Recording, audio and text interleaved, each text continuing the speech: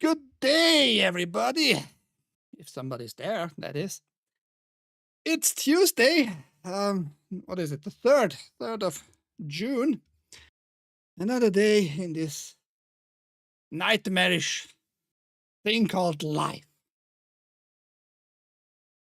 We have some news. I'm gonna go through. I didn't even have time today a lot. Because don't you love it when Windows fucks up your system? Just unasked for. It destroyed my PowerShell stuff on my Windows system here. It doesn't work with Xbox app anymore at all. I mean, I'm glad about that. It's a nightmare, this fucking Windows Games app shit on your Windows 10 or 11.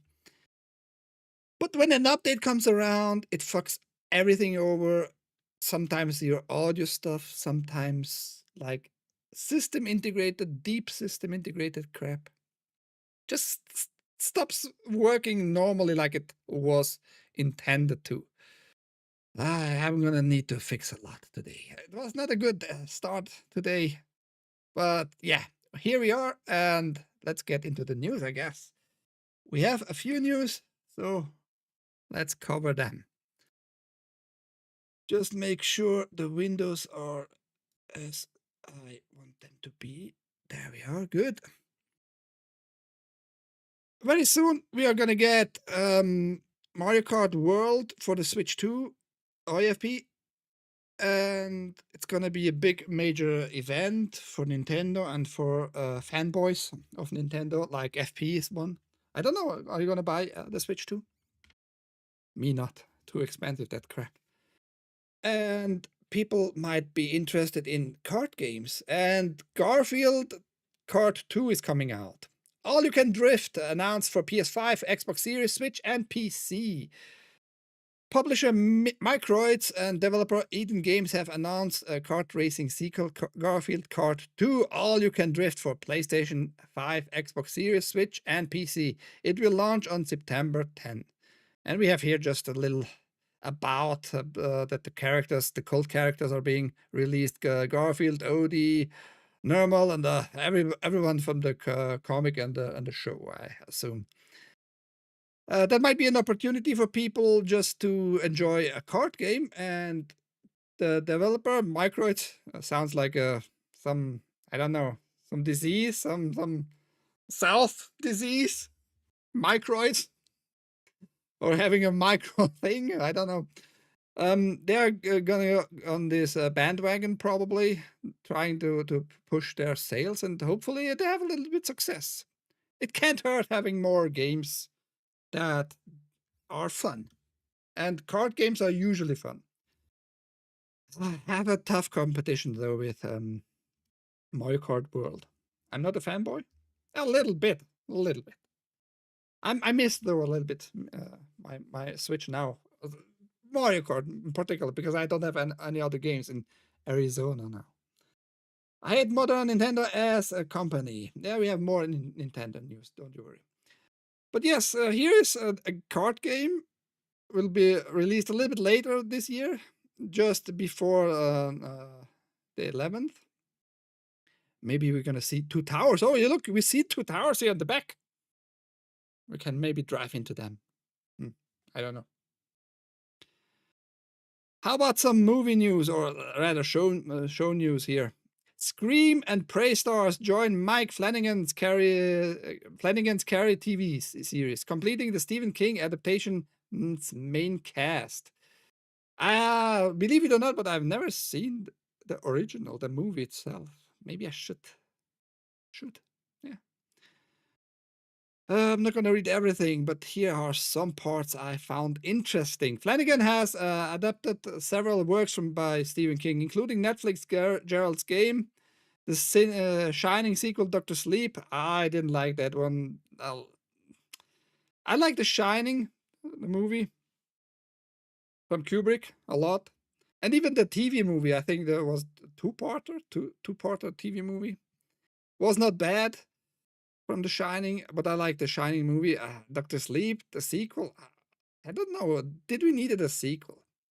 And I know all about the world building by Stephen King. Everything is like connected together from it to The Shining and the Dark Tower thing. It has all to do with the Shining, this power or whatever. But yeah, The Shining, the movie itself, great. And the upcoming The Life of Chuck.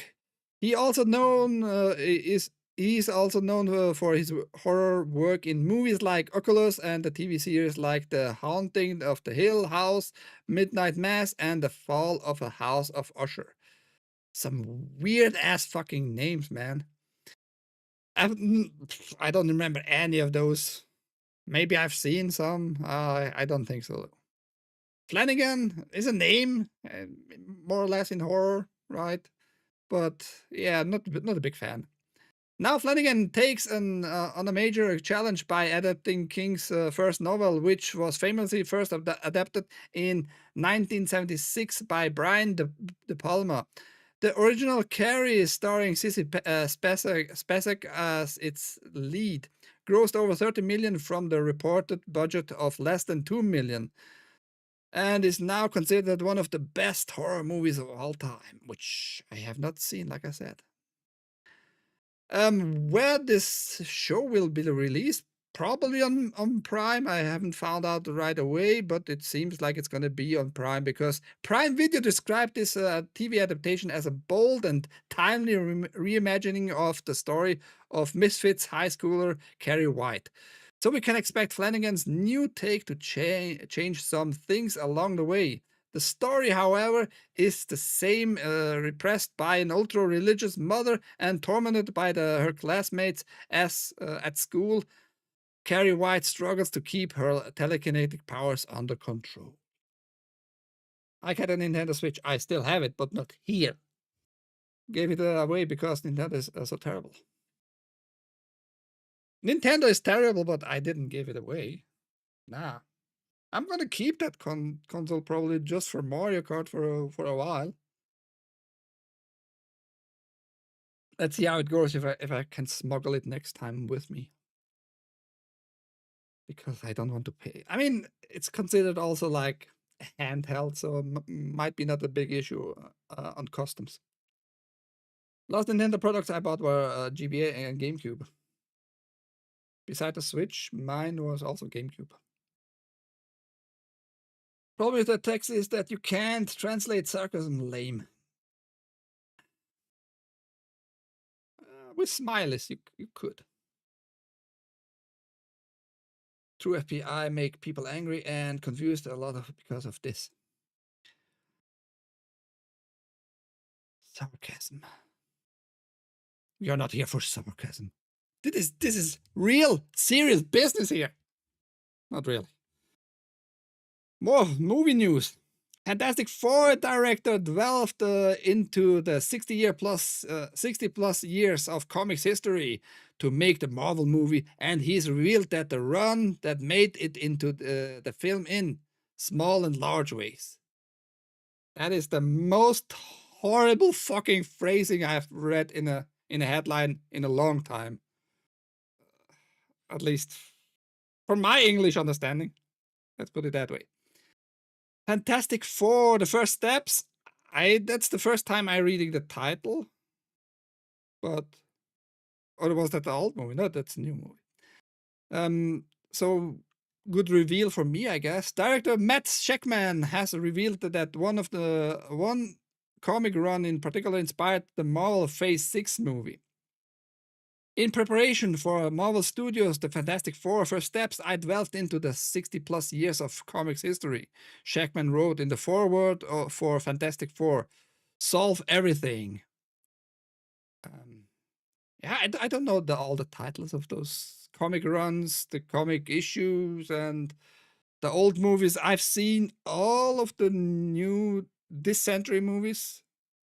I find only the first two enjoyable. The new one with the more teenager looking like, nah, fuck that. As previewed by Variety, Marvel's first family has been continuously cared for by the best and brightest the company had to offer. Oh, really? If that's the best, okay. None shone so bright as Jonathan Hickman. The humor and heart I loved as a kid, it's there and better than ever, he continued. The messy family dynamics made even more interesting as Val and Franklin take center stage. And that sense of optimism and wonder, I don't think the Fantastic Four have been quite as fantastic as they are in the pages of this book.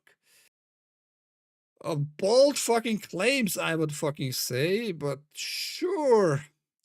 Just root for your own fucking crap. I'm not very optimistic for this new movie, I have to say. Um it doesn't look cheap. In some sense, like a little bit cheapish, the costumes. I heard they are faithful to the comics, but in today's time and in live action, it looks not super great. Other than that, the scenery, like the camera movement in the trailer, what we saw, fine. I have no issues with that. Music seems to be okay. The actors though, Pedro Pascal, I think he's gonna ruin that movie. I honestly think he's gonna ruin that movie. I'm sick of constant reboots of franchises. I mean, it's an old franchise. Besides Spider-Man, it's I think the pretty much the oldest, right? By Marvel these days. So yeah, they will reboot till they hit big, you know. But this movie has not a good start. That's all I can say. And yeah, the rest of the article is just a pleasing of your own work.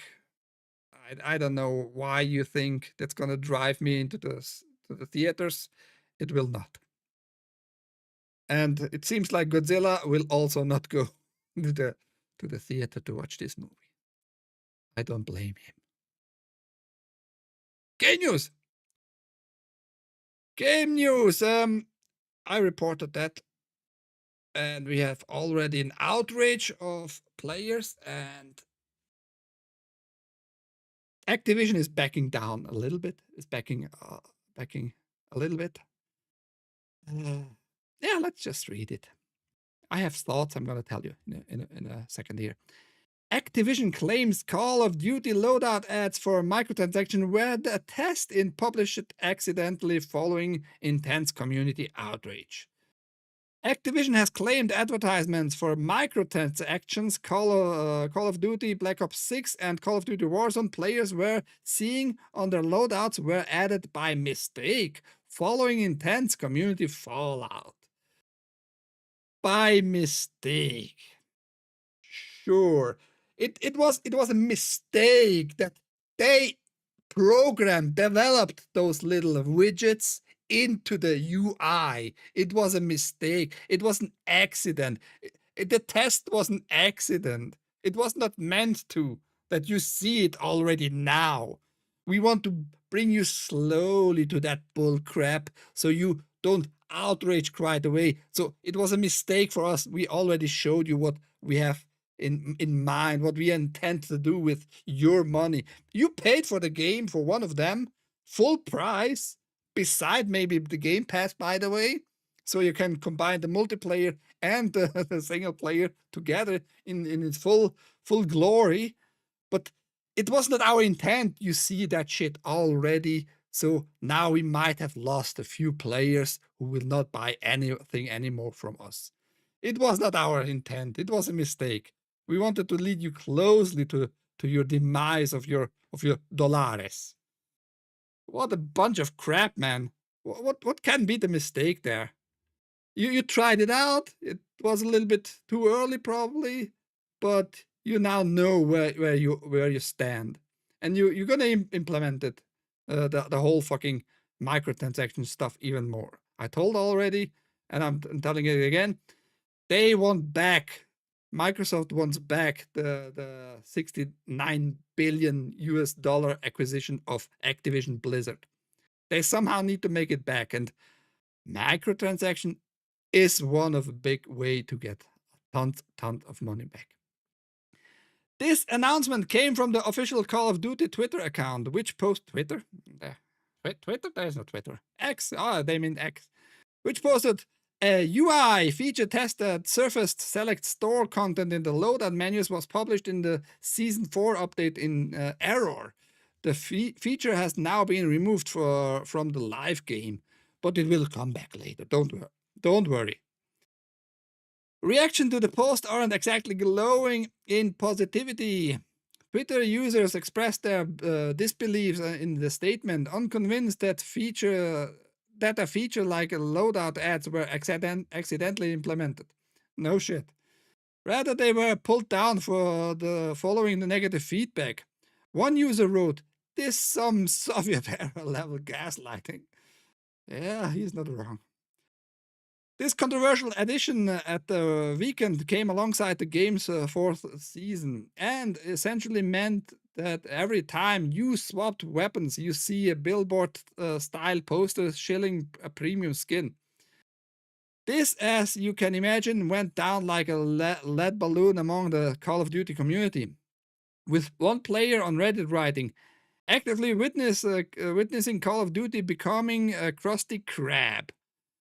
The Season 4 update also brought with it the returning of Verdansk map to Warzone, widely believed to be the best map the game has ever had, with a variety of new additions to mix things up for older players.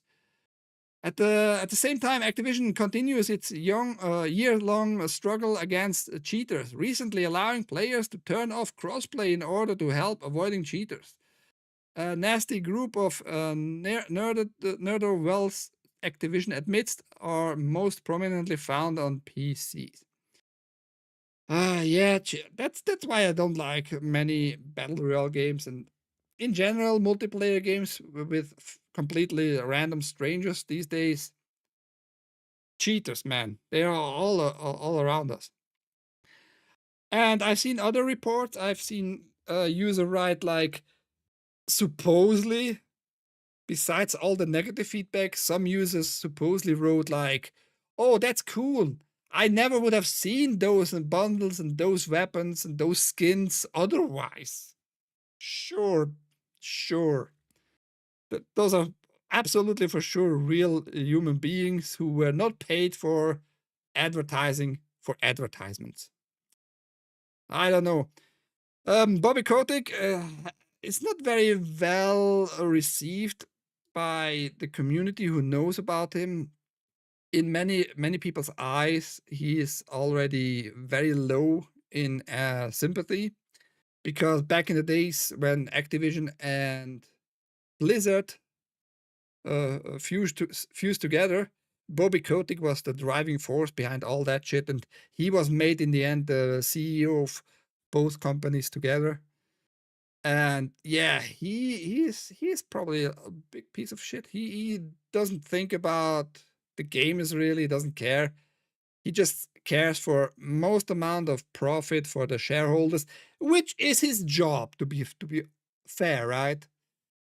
The shareholders want more money, they want their investment back, and in this snowball system, which actually all stock companies are a snowball system.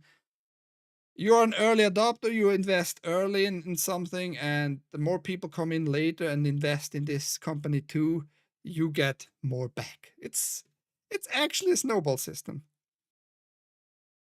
in many regards. Let's put it that way. Yeah, I don't know what you think, guys, about all this Activision Blizzard. Now it's like I said, belonging to Microsoft. How much of an accident can that be? Is Bobby Kotick very sorry? You know the meme about "I'm sorry" from BP in South Park, the BP CEO, where they flooded the coast in Mexico. Are they very sorry? Is Bobby Kotick super duper sorry? I don't think so. I'm very skeptical about that. I don't like monopolies. It never ends well for the consumer.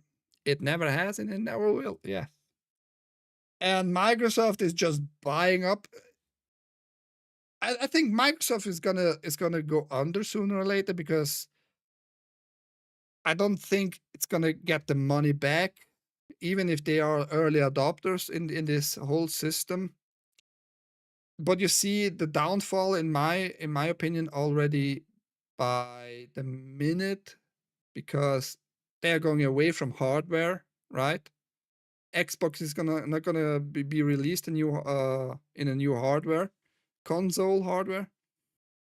So I think they're gonna go down, and their only chance to survive is such stupid stuff like we have now with advertisements in full priced games. By the way, full price games, you get still ads, and it's annoying as fuck. I don't like it, but I also don't care because I'm not buying that crap. Like I said, I had issues today a lot.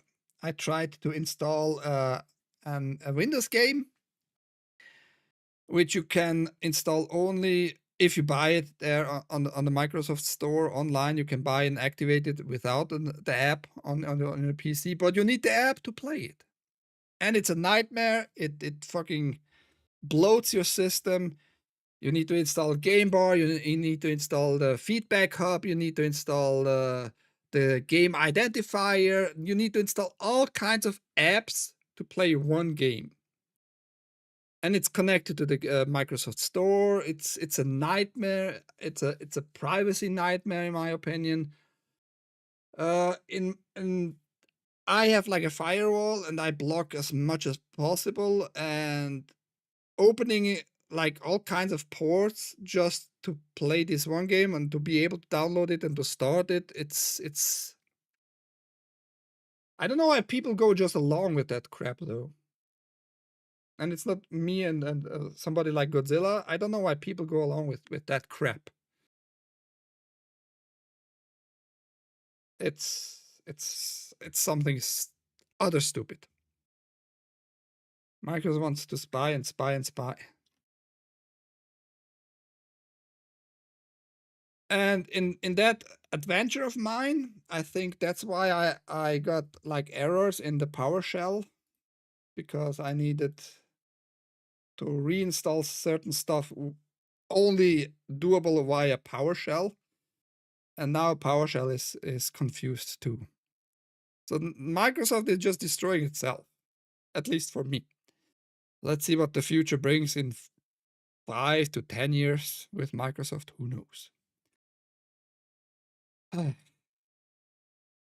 Other news, other fake news, maybe. Who knows? A single Roblox game has toppled PUBG's all-time concurrent player record. Yeah, sure. Roblox game Grow a Garden is continuing to see massive numbers of players reaching a new height that's more than triple the Steam concurrent players record set by PUBG back in its heyday. The Roblox games is a farming sim meets idle game, but there's something about the Grow a Garden that's seen is it's smashing records both on Roblox and off. After a new update was released for the game, which are officially referred to as experiences on Roblox, the concurrent player number shot to a new height of 11,694,315, Dexterto reports. The Guinness World Records fandom wiki has Grow a Garden breaking multiple Roblox platform records, including most visit in 10 minutes, most visit in 1 hour, most visit gained in a day, most visit gained in a week, and overall most concurrent player. Ahoy Stelios. I don't believe this number though. So Roblox is pretty much just an alternative to Minecraft. And I don't like those games. I mean, I like building games, but those blocky games, not for me. It's just not for me. And I think it's fake because the game, this mod, let's call it mod, is not made by Roblox itself, like by the company who makes the base game you need for this mod-like thing. This mod was invented and made by a teenager, which is surprisingly and mysterious. We don't know the teenager who really made it and all that stuff. And the numbers who are reported, are they real? I don't know. Do you know if they are real? How can I check that? How can I verify any of those reported numbers? By Dexterto, sure. To put that in context, the record for most concurrent players on Steam belongs to PUBG, which saw an all-time high of 3,275,248 back when it started to trend for Battle Royale games. That's less than a third of what Grow a Garden is seeing on Roblox. To compare to another evergreen Battle Royale title, Fortnite's all-time concurrent record is overall over 14 million.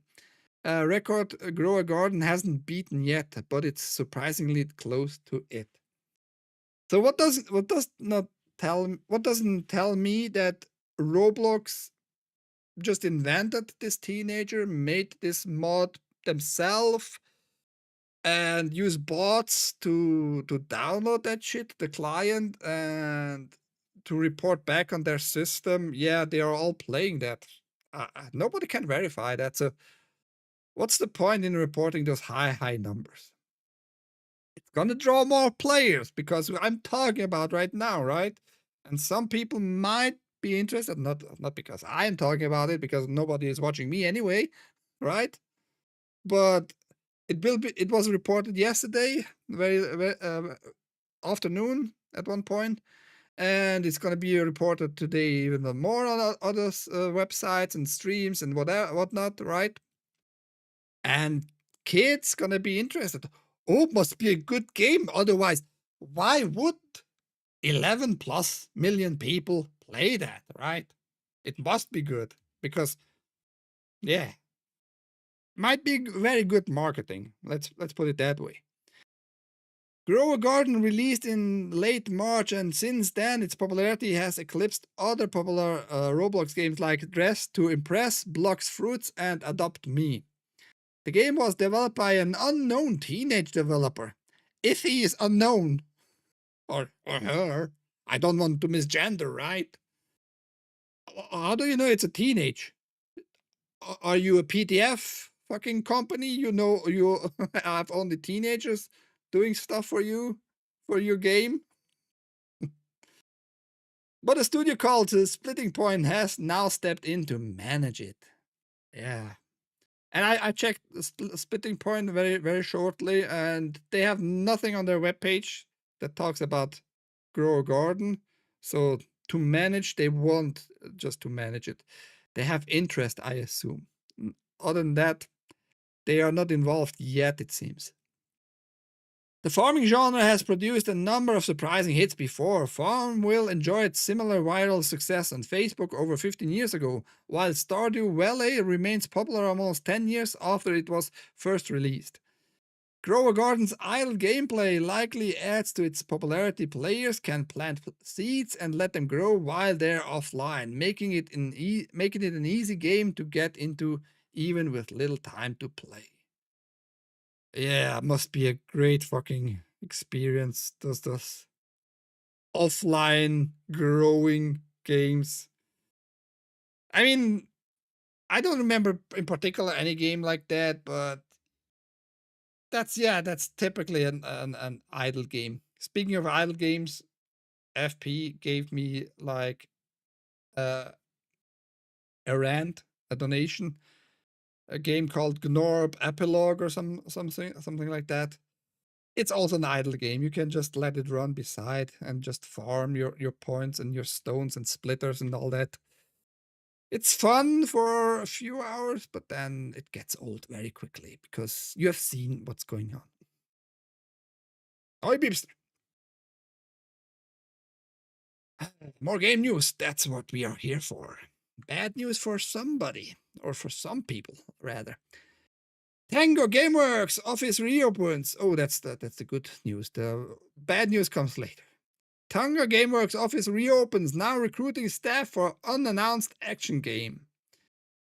The offices of High Rush developer Tango Gameworks reopened today following the studio's acquisition by Krafton. Isn't Krafton like a food company? No, that's Kraft, right? Maybe it's the game game department. Krafton. In August 2024, the company announced it is currently hiring for a number of positions for early work on an unannounced action game. I have never played High Rush. It is like a cell shading. What is the old game called? Which you go around with the car and spray around. I forgot. I'm not good with names. Everybody should know that. I'm very bad with names. But High Rush is in a similar fashion. Music, running around, and doing all kinds of stuff. Very good description, isn't it? It took us some time, but the official office for Tango Gameworks Inc. is open, and our hybrid work environment finally has its in-office counterpart. The studio said in today's update. These things take time, but our office in Tokyo is back open as we will fill it with our memorabilia from our project and begin decorating based on our new brand identity. As far as I understood it, Tango Gameworks was previously owned by Bethesda, and Bethesda just dropped them, and now they just recreated this company, were acquired by Krafton, and they're doing from their imagining, from their memorabilia, like everything from scratch, pretty much, it seems like, and I hope they have success. Here are just the job applications, what they have: IT supporter, senior level designer, and all those things. So if you want maybe to move to Tokyo, and if you know how to do that shit, there you go. Have some fun. I'm anything but hurt mentally still, yes. Mentally? Mentally is over for Godzilla. He got hit by a branch once, and now he's mentally broken forever. How is your ankle doing? Nature hates Godzilla.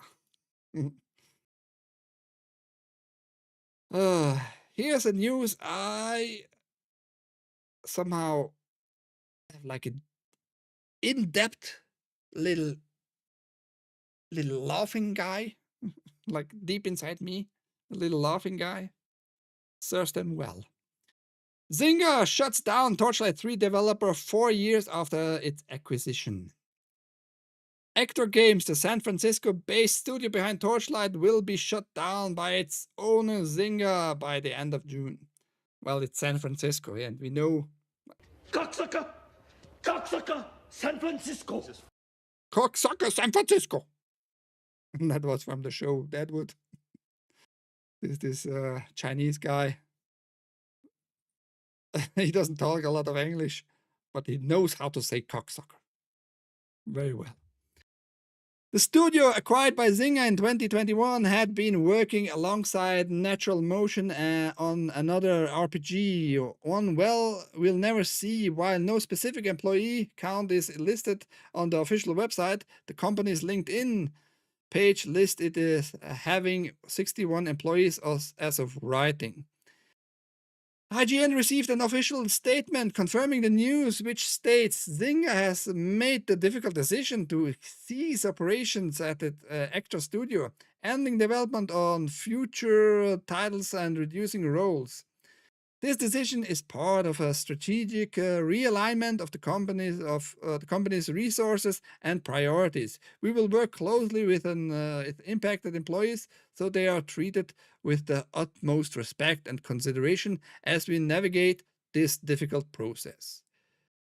That's a lot of mumbo-jumbo speech because your studio was shut down.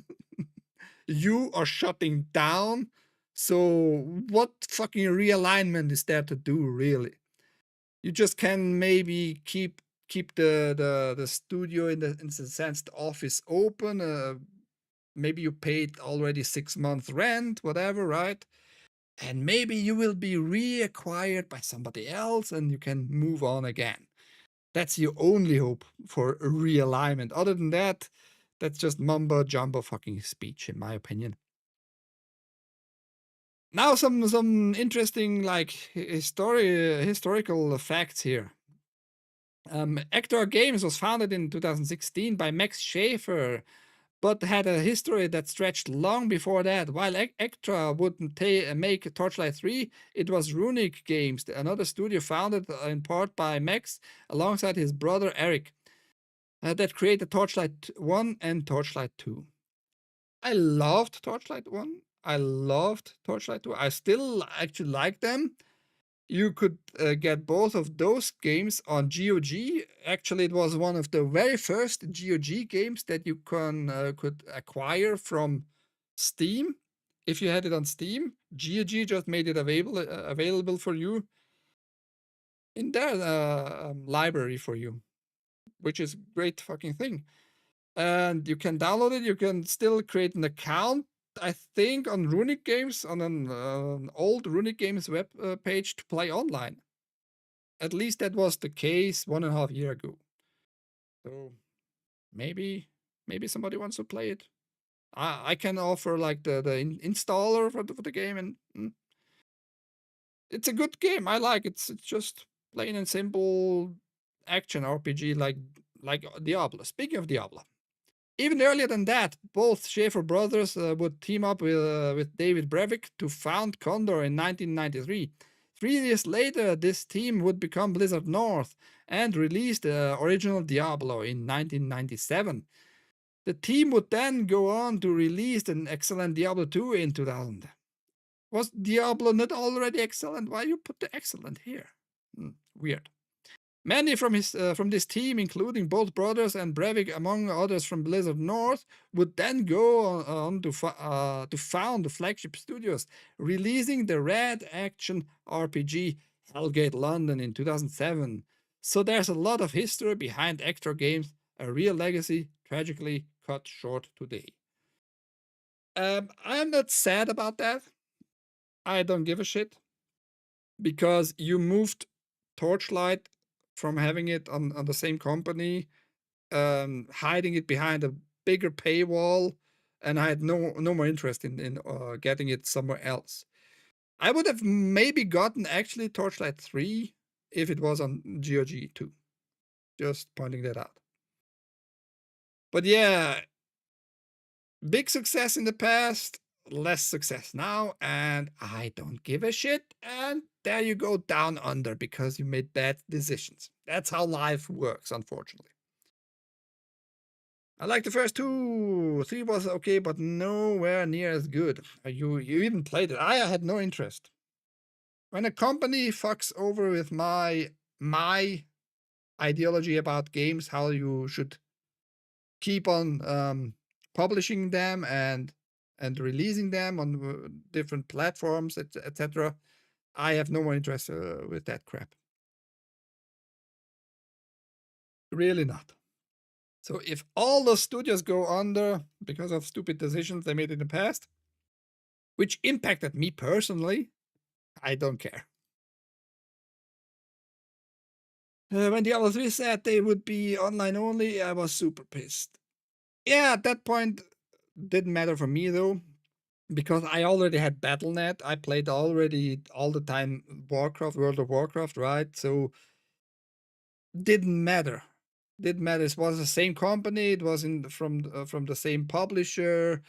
It was in the same ecosystem, so it had no impact in that sense. And it worked fine, overall. When your connection was not crappy, it worked super well, even with other players. Credits where credits due, right? After PS3 and 4 Alphacta. Praise be GOG.com. Peeps are putting links in the chat. Holy shit. Somebody give him a kick in his balls. In his Alabama balls. There are no good games made after 2010. Change my mind. Expedition 33, Ball of Tennis. Ahoy. Very good game. I'm gonna play it maybe today afternoonish. You have to wait and see. Or continue rather, because I started it on Sunday. New Game Plus. Oh, I just skipped the good news or the better news. Stellar Blade Director can't wait to see our PC mods. Our. Why the fuck do you claim it? Our. Stellar Blade director and producer Kim Yong-tae reportedly fully supports mods and is looking forward to trying them out. According to several sources, Kim was reportedly asked about his stance on modding at a recent press conference in Yeouido, South Korea. First of all, I fully support the phenomenon of players using mods. In fact, I myself also want to try out some of the more exciting mods, he replied. I look forward to seeing many players create their own mods and engaging in healthy competition with them to see whose mods are more attractive. I also hope that more players can get involved in mod creation. Now, I don't know many game creators, developers, programmers, coders, whatever you want to call them, with such fucking phrasing. He supports it fully and can't wait for mods of his own creation, his own game. If that's not cool, I don't know what cool is really. And he wants the best and most attractive to see. The demo is out, and we have already mods for the demo itself. And amongst those mods are nail polishing. I don't know about that, but yeah, it is doing its stuff, man. The question is, will it be removed? Not will it be removed? Will some of the mods will be removed maybe on Nexus mods because they are very woke and maybe they don't like to see the protagonist girl here, the woman, to be shown too sexy. I mean, she is already very sexy in the game, but we never know with Nexus mod. Fuck them. Fuck Nexus mod. Give us fuck to Nexus mod, everybody, in the chat. That's cool. Good morning, ahoy. Salty. 60 on Steam. That's an okay price. I don't know how long the game will be, like hour wise, but we will see. We will see. I'm not planning on buying it. Not soon, at least. Maybe if it's at one day on sales. Switch 2 news. More. The Switch will be released tomorrow, actually, right? Tomorrow. The 4th. May the 4th be with you. I'm not gonna buy it, but if you buy it, have fun with it, hopefully. As fans reject Switch 2 game key cards, yeah, that's a thing. It's not the game on it, it's a key, it's a card that you plug in hardware-wise into your system, and you are allowed to download it. Isn't that nice? Former Nintendo marketing leads say it's unlikely that physical games will ever 100% go away because they realize the importance of that. No, they don't. At least not Nintendo. Sony doesn't give really a shit either. If they could make it all just digital, they would. But they know they would lose too many players right now. We are not 100% sure if Sony, for example, will release a new console, PlayStation 6. Most likely, they will have no competition, really. Microsoft will not release an Xbox, so they might be on the field alone and get a lot of money. Who knows? But they will most likely, if they release a new console, make it digital fucking only. And you only can hope they will put in like fucking tons of fucking storage to download at least all the games and to have it all always ready to play, because games getting bigger and bigger. I already talked about big games yesterday. Big games, giggity. Where was I? In the build-up of the launch of the Switch 2, not everyone has been filled with pure, unadulterated hype. A lot of people are seriously unhappy about the new game keycards, a strange blend of physical and digital games that are being offered as the physical version of many, but not all, upcoming Switch 2 games, which former Nintendo marketing leads Kit Ellis and Krista Yang have been discussing in their latest video. I haven't seen the video, I don't care. It's just marketing crap. Um, yeah, they're telling us not everything will be on digital only, but I have not seen any reports that it's gonna be different with those game key cards.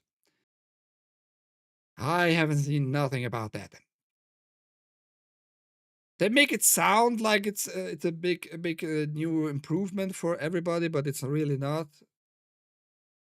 Back in the days, you had just your cartridge or your CD. You installed it. After a while, we got serial codes, which were connected and combined the game like with the serial code. And when you had not a serial code that was like algorithmically correct, you couldn't play the game, you couldn't start it, whatever. Later on, it came then with a online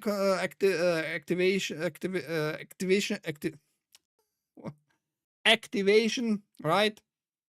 Then you had fucking all-time online. Then you had the Nuvo, which could make it happen every fucking byte of the game being online, reaffirmed it's valid bit content and all that crap, right? It's nightmare. And the next step is just streaming at one point. I'm gonna tell you right now already, which Nintendo has with Game Share included in their whole process here. I wouldn't take them too serious about their trying to calm you down, because people who need such where was it? I just missed it. Well, I have marked it. I need a new fucking marker. Yesterday it already didn't work. Here, yeah, pretty much it. Former Nintendo Minute host Ellis and Yang, who previously served as Nintendo of America's former director of social media marketing and original content and senior manager of creator relations and original content, respectively, have now shared their own thoughts on game keycards. If you need such a name for your position, that's fucking nothing worth for me to consider your argumentation and your opinion for seriously at all, man. Oh, naughty. Hey, Switch stuff. I'm not gonna buy it. Who is gonna buy it in the chat? Anybody? It's June. It's gay. I mean it. I know it's gay. It's gay month. I enjoy being allowed to use something I paid for. See, if Ubisoft can crawl out of their grave, they have a dog themselves with the woke shit. I don't think they will. I don't think they will be able to.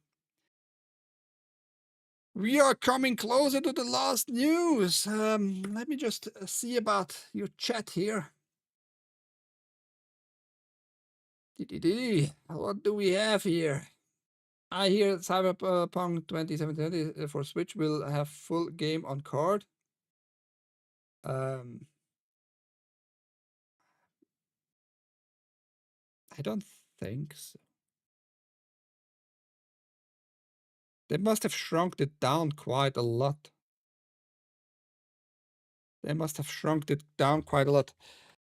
How big is Cyberpunk 2077 for Switch 2? I assume it's gonna be still like what, 80 gigabytes with the add-on with the DLC. According to Brave AI, Cyberpunk 2077 Switch size 2 is going to be about 64 gigabyte download, taking up console's internal storage. It's going to be, it has to be on the console, so it's going to download from the card. The game is available as a physical 64 gigabyte game card or through a digital download on Nintendo eShop. 64. Yeah, they shrunk it down a little bit. But they're gonna use a card, a fully card. Nah, interesting. Interesting for sure. You want it portable, smart, user friendly. Not me, no. You will own nothing and be crappy. Everybody's gonna be crappy, not happy. Many people are thinking it's gonna make them happy, but man, if you don't have internet for a day, people just having a fucking meltdown already, you know? I don't think it's gonna work a lot. Can you do a Pong review? No, I'll heal Jack. Pong is lame as fuck. Lame as fuck. Remember the Xbox 180 controversy? No, I don't remember the 180 controversy. What was the controversy? I mean, you need to remind me. Oh, well, still not as bad as Microsoft was going to do with Xbox One. With the multimedia station Xbox One.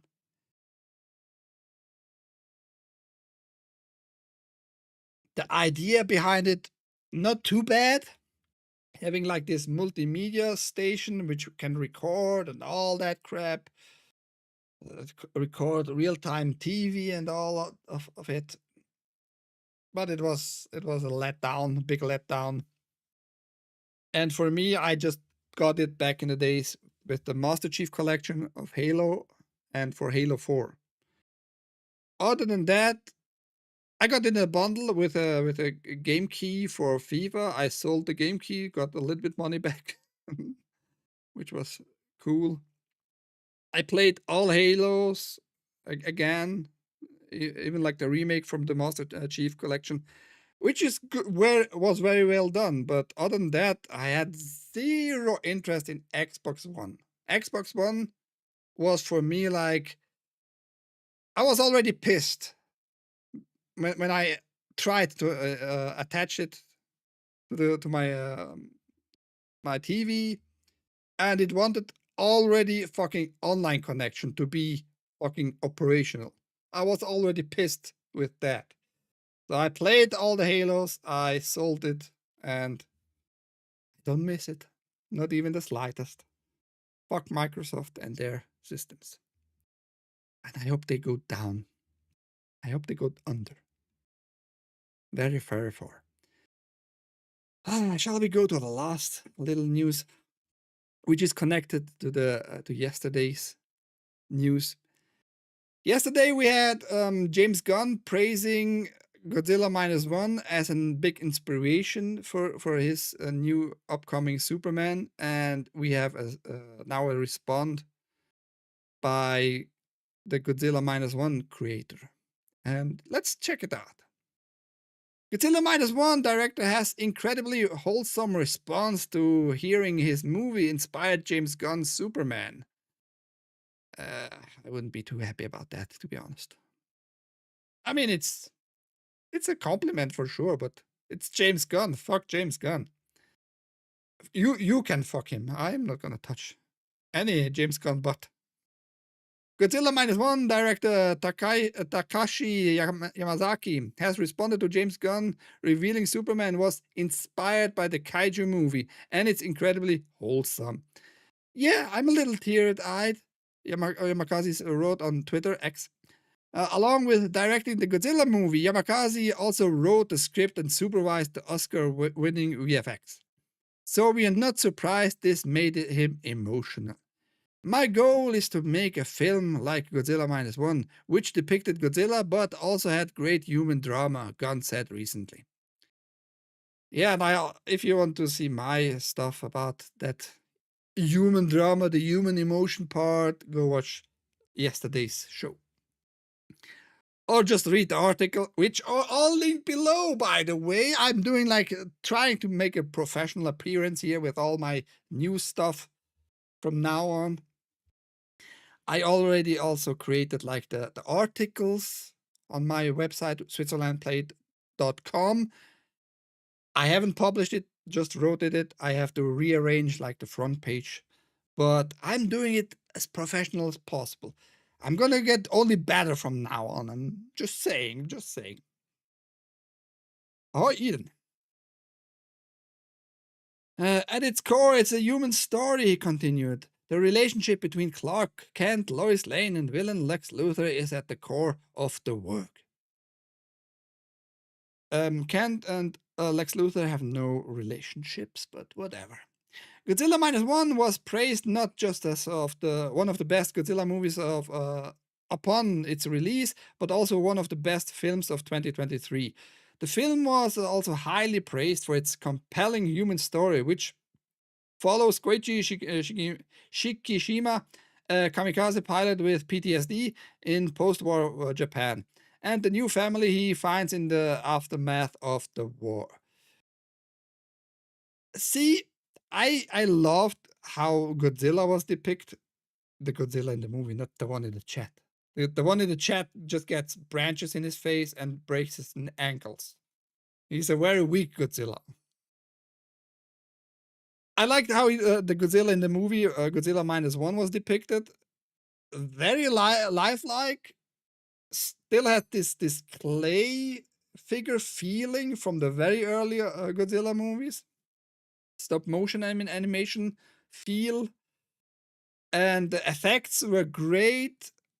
I loved all about that, but it had too much for me, too much human drama in it.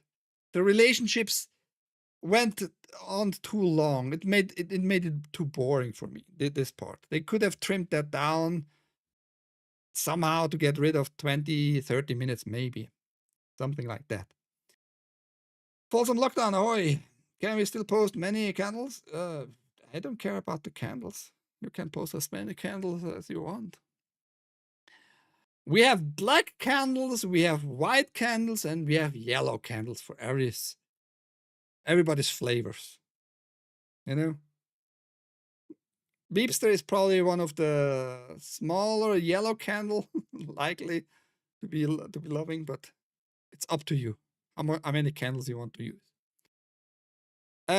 Also, speaking of, beside the links down below, I have Discord link down below. I have the contact links for X down below, and my email address is below. If you want to be generous, heck, you can post a rant, and I'm gonna read it right away. Or you can donate on the donation link. We have many options there. We have PayPal, we have Streamlabs, we have Bitcoin, and some other cryptocurrencies. So I'm not saying no to money. Just pointing that out, man. This isn't the first time we've heard Yamakaze. Why do I switch the fucking letters? I don't know. Yamakaze's movies inspired a superhero universe either. Marvel's boss Kevin Feige also seems to be influenced by the film, specifically its action. The president of Marvel told me, "What's a yummy?" Yamakaze has previously revealed, referring to the operation to destroy Godzilla at the end of the movie. He told me, "We are all having meetings every day to see if we can make it happen like that." He added, "I think it's just lip service." I also think it's just lip service. Kevin Feige, an asshole. He is destroying with the CEO, with Bob Iger, the whole company. Besides the Star Wars bitch, Kennedy, they are all destroying together their own fucking company. So yeah, it's a lip service. They just want to get into the news somehow, to make names. By the way, speaking of making names, Kevin Feige. Feige is a German name, and Feige means coward, literally. So it is Kevin Coward. Just call him Coward in the future. Superman, the first film of the DCU, Chapter 1, Gods and Monsters, is released. What? Is released. Yeah, I mean, you can write it, I guess, in the future, but is released this July 11th. In the meantime, check out our guide to how we fuck up everything. Yeah. I mean, go watch Godzilla -1 if you never have. It's a good overall movie, but it has too much human drama in it. Kevin Feige, yeah. That was it for today, everybody. I hope you enjoyed a little bit of it. We were mostly anger driven here by this news of Activision claiming, oh, sorry. You know, other than that, we had okay news. Newsletter want your email like. Newsletter want your email? What do you mean? I don't understand.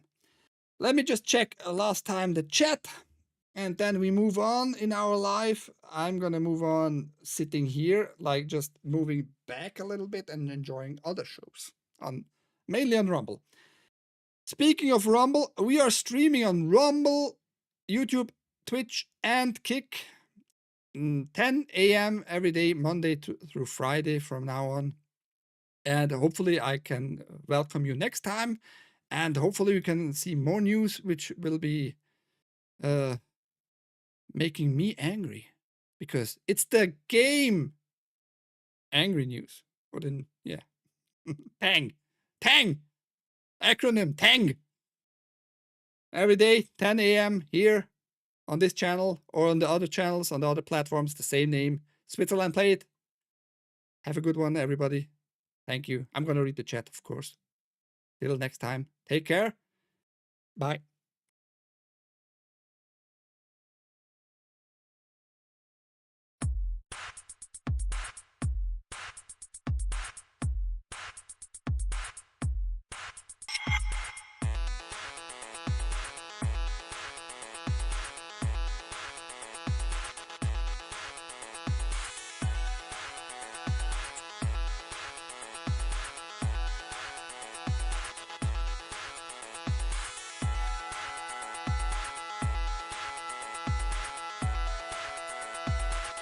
Read my chat. You're on Discord. Everybody join the Discord. You can talk to me every time in Discord.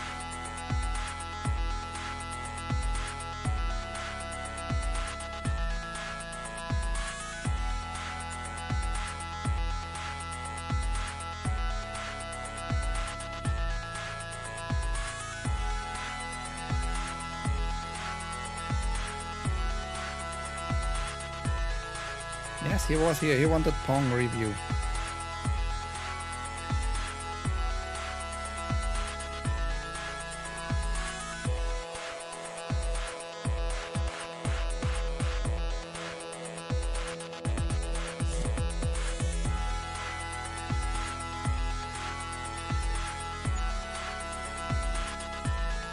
Everybody have a good Tuesday. Enjoy the week. Don't take everything too serious.